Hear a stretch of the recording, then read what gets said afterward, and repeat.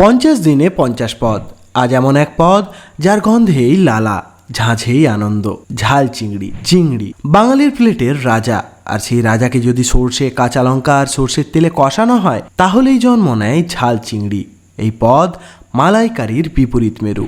না আছে দুধ, না আছে কোমল মোলামিয়তা, এখানে শুধু আছে ঝাঁঝ, সর্ষের কৌলিন্য আর লঙ্কার রাজনীতি। ঝাল চিংড়ির মূল রহস্য সর্ষে বাটা, রসুন, পেঁয়াজ, আদা, কাঁচা লঙ্কা, হলুদ আর কড়া তেলে ভাজার সময় জ্ঞান। চিংড়ি বেশি রান্না হলে শক্ত হয়ে যায়, তাই একটু বুঝে নিতে হয় সময়টা। এই পদ একদম ঘরোয়া। রবিবারে দুপুরে মা যখন বলেন আজ ঝাল চিংড়ি করলাম, তখন বুঝতে হয় আজ দুপুরটা শুধু খাওয়ার নয়, জিহ্বায় বাজনার দিন। আজও ঝাল চিংড়ি মানেই গরম ভাত, একটু নরম ডাল আর এক কামড় লঙ্কা। কাল আসছে এক অনন্য নিরামিষ পদ, যার শুরু হয় এক বাটি ডাল আর এক চিমটে তেতো দিয়ে। তেতোর ডাল স্বাস্থ্য আর স্বাদের যুগলবন্দি। ফলো করুন, শেয়ার করুন আর থেকে যান বাংলার রান্নার এই ঝাঁঝালো সফরে। 50 দিনে 50 পদ।